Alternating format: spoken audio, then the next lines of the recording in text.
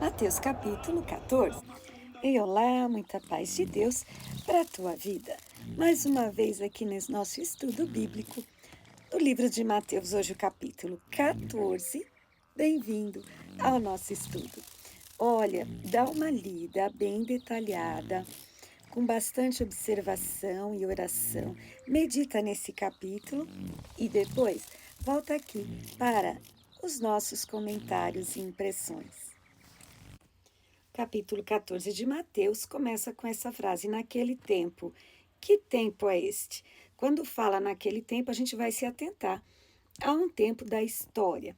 O que é muito bom isto estar mencionado aqui, porque você poderá facilmente conferir nos relatos da história secular as coisas que aconteceram naquele tempo e você vai ver que realmente existiu Herodes tetrarca, existiu este cargo, esse título. Tetrarca quer dizer que rege uma de 4 partes, que governa em uma de 4 partes, no caso local, ali era Israel, Jesus estava em Nazaré, e o tempo aproximado da história de Herodes tetrarca seria 4 a.C. a 39 depois de Cristo, para você se localizar local, tempo e também situação. Assim, queridos, mais uma vez, confirmando a veracidade, a verdade da palavra de Deus, trata-se de fatos reais, de pessoas que existiram. Esse título, Herodes, era do Império Romano, que na época governava sobre muitos povos, inclusive Israel. E aqui no capítulo 14, Mateus está falando de Jesus, de Herodes e de João Batista.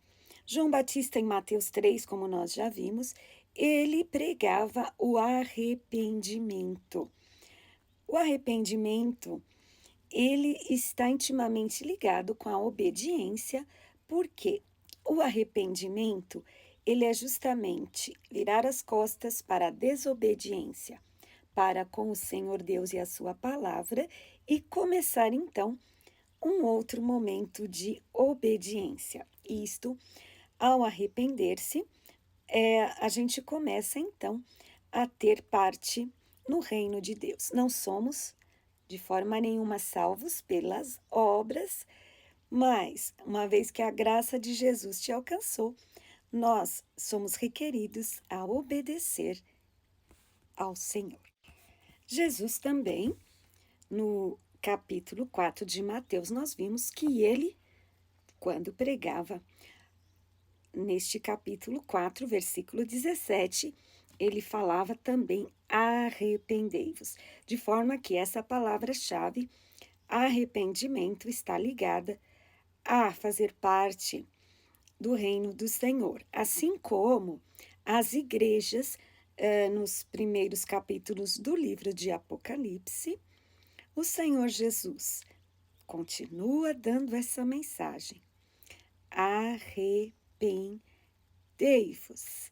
Portanto, vamos prestar atenção nesta palavra e nesta mensagem de João Batista, de Jesus e também do Senhor Jesus, através de seu servo profeta João, apóstolo, no livro de Apocalipse, ao mandar que João escrevesse aos anjos das igrejas. E a mensagem para hoje, para mim e para você é: arrependa-se. Lembra que Jesus falou no capítulo anterior que muitos profetas e justos, pessoas desejaram estar diante do Senhor Jesus, ouvir a sua voz enquanto ele estava aqui habitando entre nós, em carne, cheio de graça e de verdade, ensinando a sua santa palavra. Muitos desejaram ver esse momento. E aquelas pessoas eram privilegiadas. E uma das pessoas privilegiadas de estar com o próprio Rei dos Reis, Senhor dos Senhores, Jesus Cristo, enquanto habitou nesta terra em carne, foram João Batista e Herodes, tetrarca. Se você estuda a vida de Herodes, você vai ver que família imoral e complicada. Esse Herodes, ele tinha problemas muito grandes na sua família. E um deles era que ele, como se diz no popular, pegou a mulher do próprio irmão, que também era Herodes, se chamava Herodes Filipe. Então, este Herodes Antipas ficou com a mulher do próprio irmão. Se hoje em dia isso já seria um grande escândalo, faz ideia o que aquilo causou naquele tempo? Mas vamos pensar numa coisa: qual opinião é mais importante para nós?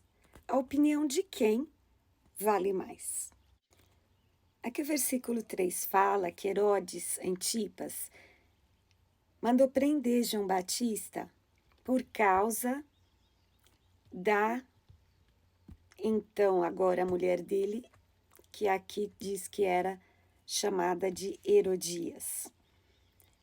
Ele agiu assim porque ele estava querendo dar atenção e dar importância à opinião da mulher dele, que por sua vez tem um histórico familiar também, segundo alguns historiadores, de uma maldição de família, uma maldição hereditária, em que muitos adultérios haviam naquela família. Então, agora, continuando essa sucessão de problemas hereditários causados por demônios, possivelmente, então estava este casal, esta família vivendo este drama imoral, maligno, que nós sabemos. O Senhor Jesus tem poder para quebrar qualquer maldição, como ele desfez toda a maldição na cruz do Calvário. E este mesmo Herodes, diz aqui no versículo mais abaixo, né, que ele temia também o povo, versículo 5, né, aqui está escrito, porque o povo achava, sabia e respeitava João Batista como profeta. Lembra que nós aprendemos nesse mesmo livro de Mateus que Jesus falou que quem der um copo de água que seja para alguém numa condição de profeta, ele vai receber galardão de profeta. Então o povo tinha muita honra e muito respeito por João Batista, que não era o caso nem de Herodes, muito menos de Herodias, sua mulher. Então, toda essa malignidade dessa senhora é manipuladora, manipulou o marido, manipulou a própria filha, desculpa, estou cansada, as palavras embolam. Manipulou a própria filha para ser usada, instrumento para manipular o marido, para poder chegar no objetivo dela, que era calar a voz profética, matar João Batista de uma forma demoníaca, no mínimo patológica, pedindo a cabeça dele numa bandeja. Veja bem que nível de pensamento é esse dessa senhora, mediante a voz profética. João Batista falou para Herodes: você não pode fazer isto, porque isto é contrário à lei do Senhor Deus, a Torá. Ele estava defendendo ali a aliança do casamento e disse para Herodes: você não pode fazer isso. Então, independentemente do cargo, do poder que ele existia, havia um poder maior. Ele deveria atentar para a lei do Senhor e não escandalizar-se, escandalizar o povo, a família, desta forma que ele estava fazendo publicamente. Então, ao receber esta repreensão, Herodes e Herodias, no lugar de se arrependerem, eles se enfureceram e essa senhora usou todo o seu poder de persuasão, de manipulação e vitimismo para alcançar o objetivo que era matar João Batista, calando assim a voz profética. Ao contrário de Herodes, João Batista não estava preocupado com a opinião do povo. Lembra que Jesus falou sobre João Batista nos capítulos anteriores? O pessoal falava da roupa que ele usava, falava da comida que ele comia, que ele usava, peles, né, de camelo como roupa. Então o pessoal falava: como, que roupa é essa? E Jesus repreendia as pessoas e falava: se vocês querem ver pessoas vestidas com luxo, vão no palácio, mas João Batista, ele está no deserto. Então você vê que João Batista não estava preocupado com a opinião de povo, nem muito menos a opinião do Herodes, mas a opinião de Jesus sobre João Batista era essa: nascido de mulher, não há pessoa mais importante do que João Batista. Olha, o próprio Jesus falou isso, que João Batista era de uma importância tremenda. Então, João Batista, ele se colocava contra o sistema, né? A palavra de Deus fala: não ameis o mundo, quer dizer, não ameis esse sistema do mundo, nem o que no mundo há, porque o amor do mundo, das coisas do mundo, a amizade do mundo se constitui inimizade contra Deus. Então, aquilo que era, assim, considerado popular pelo povo, considerado o máximo, né? Ela estava apaixonada pelo Herodes, né? Supostamente, alguém poderia dizer: agora ela foi viver o amor da sua vida. Mas João Batista não estava preocupado com a opinião de quem quer que seja, mas ele se preocupava sim com a opinião de Deus. Então, olha a oportunidade que Herodes Antipas teve de falar com Jesus, né? Quando foi ao tempo da crucificação, Herodes Antipas fez algumas perguntas para Jesus, quando Pilatos mandou Jesus para essa audiência, mas Herodes Antipas mandou também Jesus de volta a Pilatos.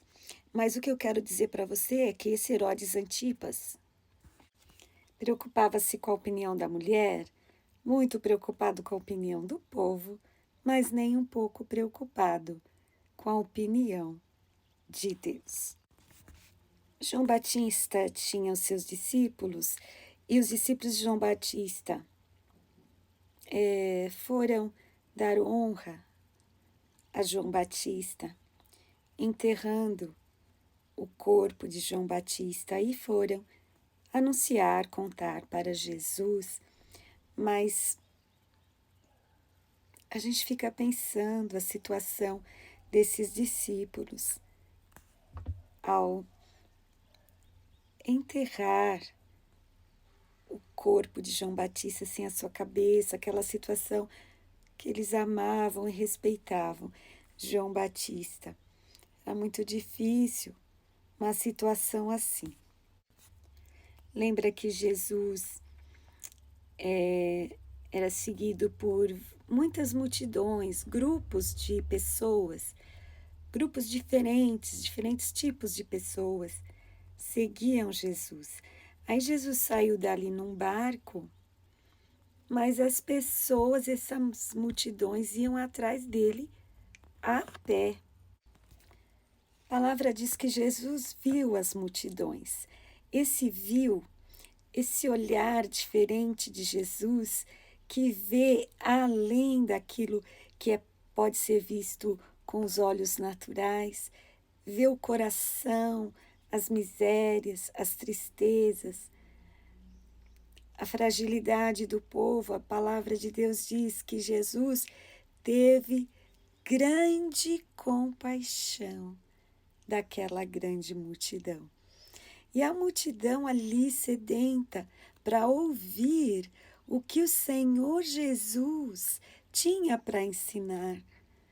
Que maravilha haver pessoas que ficam horas e horas e horas apenas para ouvir o que o Senhor Jesus, o Rei dos Reis, veio à terra para fazer, para falar, para transmitir, para dar uma mensagem. E o Senhor ali curou muitas pessoas, se moveu de compaixão com aquelas vidas, como o bom pastor que é, que dá a vida pelas suas ovelhas. Jesus, o Mestre maravilhoso. E ali as pessoas, ávidas pelo conhecimento, o que não aconteceu nem com Herodes, nem com Herodias. Mas o povo, naquele momento, ouvia os ensinamentos de Jesus, iam atrás dele para ouvir e ficaram ali, ouvindo, durante muito tempo, no deserto. Gente, não tem uma música de um time que fala assim: até a pé nós iremos, até a pé, né? E aqui a multidão, no versículo 13, fala que eles seguiam Jesus, eles iam a pé. Foram a pé atrás de Jesus no deserto, quer dizer, um lugar que não tinha nada, nenhum lugar para eles tomarem uma água, para eles comprarem uma comida, um lanche, para eles se assentarem. Então, era um local totalmente desprovido de qualquer conforto e de qualquer providência para se alimentar, não só descansar, mas também beber uma água e se alimentar. Eu quero que você note aqui a desconexão de pensamento entre os discípulos e o Senhor Jesus nesse momento. Os discípulos, você não vê aqui em nenhum momento a multidão reclamando de alguma coisa, que está cansada, que está com fome. Mas os discípulos, quando eles viram que já era tarde, na opinião deles, já devia ter acabado esse culto, né, ou esse ensinamento, há muito tempo, já tinha passado da hora de acabar, e eles chegaram para Jesus e falaram: Jesus, o lugar é deserto, a hora já é tarde. Olha o que eles falaram para Jesus: manda a multidão embora, para que eles vão aí pelas aldeias e comprem comida para si. Em outras palavras, manda eles embora para eles se virarem. Então, aquela hora que os discípulos já estavam sem aguentar mais e foram falar para Jesus o que ele tinha que fazer na perspectiva deles, do que eles achavam.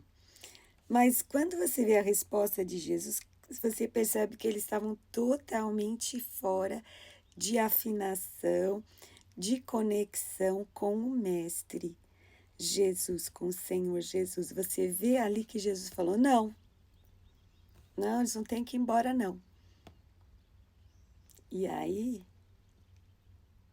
virou para eles, né? A responsabilidade. Jesus falou: não, vocês vão dar comida para eles comerem. Aí depois, novamente, os discípulos colocando o problema à frente, né? Eles já falaram para Jesus todos os problemas. Era tarde e tal, e eles falaram: agora não temos nada, a não ser 5 pães e 2 peixinhos. Olha aí, Jesus falou: então, traz para mim. Elias, uma certa vez, o profeta, em 1 Reis capítulo 17, também fez menção de 2 elementos quando ele se deparou com aquela senhora. Ela precisava urgentemente de uma provisão. E o profeta Elias falou para ela: o que você tem? Ela falou: azeite e farinha. Então, o profeta falou: traz, faz um bolo e traz. E Jesus aqui também falou: o que vocês têm? Vocês têm 5 pães e 2 peixinhos? Então, traz. Eu sempre falo na igreja, né? Vocês sabem que quando a gente coloca algo perante o Senhor, nas mãos do Senhor, aquilo vai se multiplicar. Então, no caso de Elias, houve ali no Velho Testamento, 1 Reis 17, um milagre. A farinha da panela não acabou e nem o azeite da botija. E aqui Jesus fazendo um milagre com aquilo que foi colocado nas mãos dele. 5 pães e 2 peixinhos. E aí acontece aquela que você já deve conhecer, multiplicação dos pães e dos peixes que alimentou, diz aqui, 5.000 homens, sem contar mulheres e crianças, né? Às vezes eu fico pensando no lanchinho da igreja, né? Se a gente, de repente, chegasse 5.000 pessoas, o que a gente ia fazer? E os discípulos ali estavam diante de uma situação que eles queriam se livrar, sugerindo para Jesus: manda o pessoal embora. Jesus falou: não, não, não, não, vocês vão alimentar o povo. Então, cabe, queridos, a você que tem esse chamado, alimentar as pessoas, não só o alimento físico, mas o alimento espiritual. Aí você vai falar: mas eu não sei nada, só sei o Salmo 23, por exemplo. Então você fala: coloca na mão de Jesus a sua situação.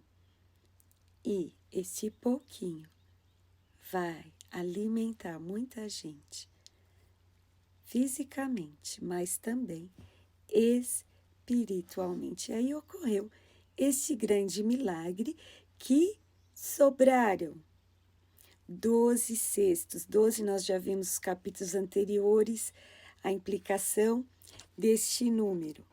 E o Senhor pediu para guardar nos cestos para que nada se desperdiçasse. Então, diante dos olhos deles ali, toda aquela multidão, o Senhor Jesus mandou que eles se assentassem.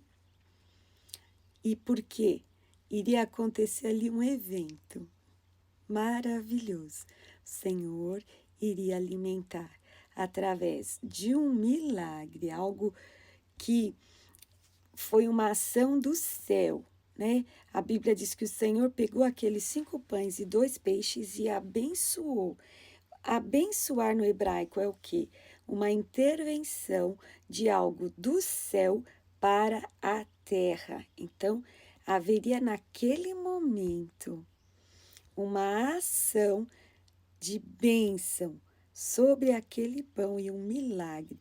e aquelas pessoas estavam prestes a experimentar, a viver um grande milagre, uma grande intervenção do Senhor. E eu te falo, o nosso pouco vamos colocar nas mãos de Jesus para que Ele abençoe, para que venha recursos do céu. Amém? E aqui, irmãos, o versículo 20 fala que eles comeram e ficaram satisfeitos. Estar satisfeito, tanto no físico como na alma, requer uma ação de Deus. Porque você vê no caso de Herodes, por mais que ele fazia o que ele quisesse, do jeito que ele quisesse e não estava nem aí para as pessoas, o fim dele foi muito horrível. Diz a história que ele e a Herodias se suicidaram, foram mandados para uma província, foram acusados de muitos crimes, né? Entre um crime que eles cometeram foi o assassinato brutal, cruel do profeta e servo do Senhor João Batista. Então, estar satisfeito tem a ver com andar na presença de Deus, com alegria, obedecer à palavra, viver os milagres do Senhor, mesmo negando-se a si mesmo, tomando cada dia a cruz, mesmo assim, principalmente assim, e só assim estaremos com a verdadeira satisfação. Jesus logo ordenou que os discípulos entrassem no barco e ele falou assim: vamos passar para o outro lado.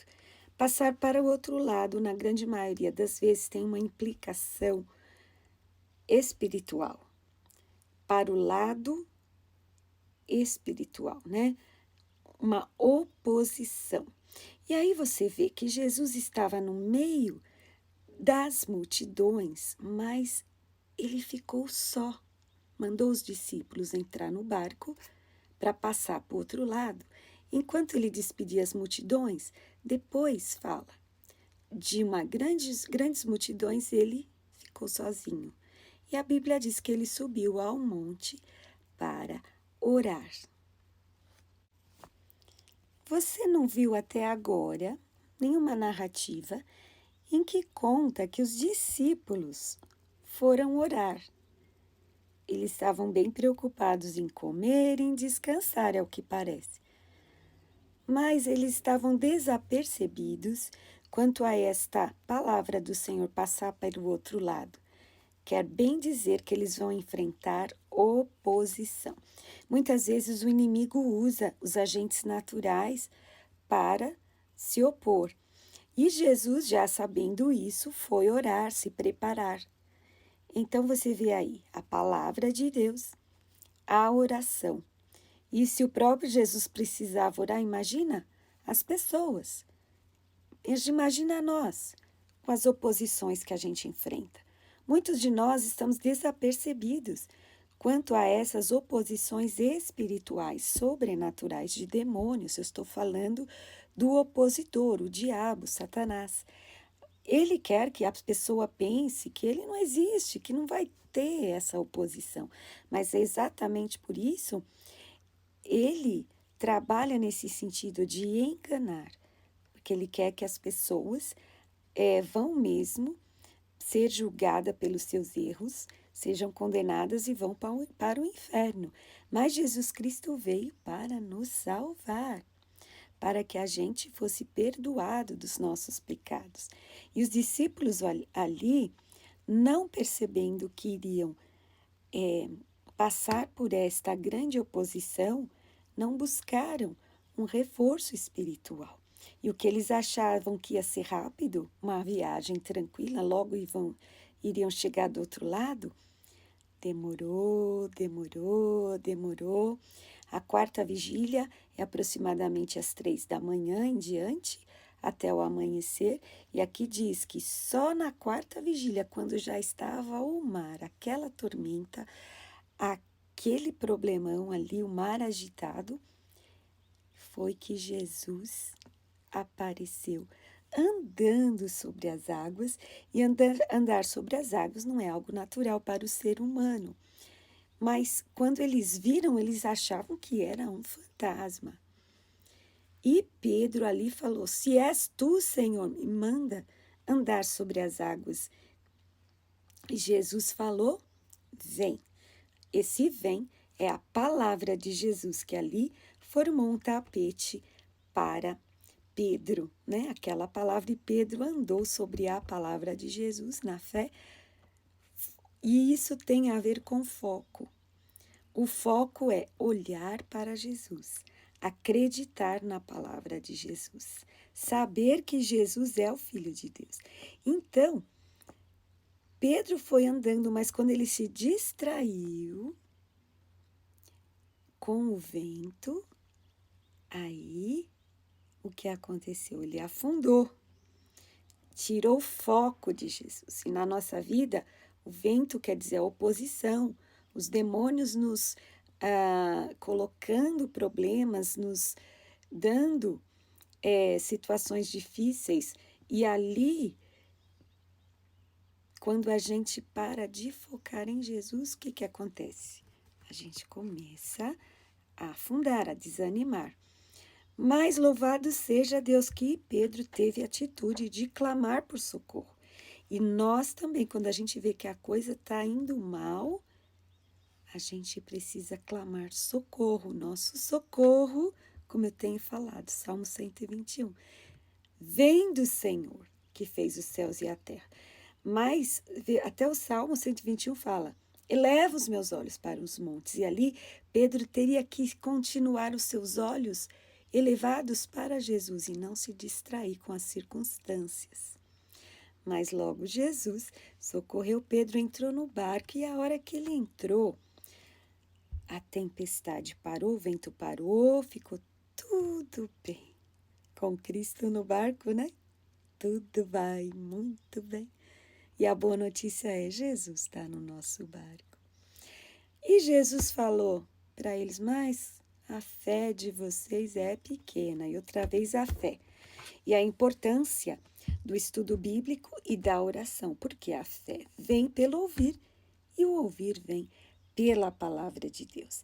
E a oração deve ser uma constante na nossa vida para estarmos preparados para as adversidades, oposições espirituais que a gente vai enfrentar. E a palavra de Deus diz que se cumpriu, né?